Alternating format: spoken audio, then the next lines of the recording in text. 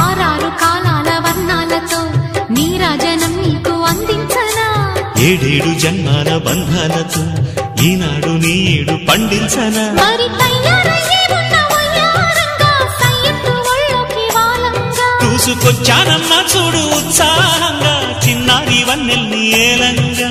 ప్రతిక్షణం పరవశం కలగగా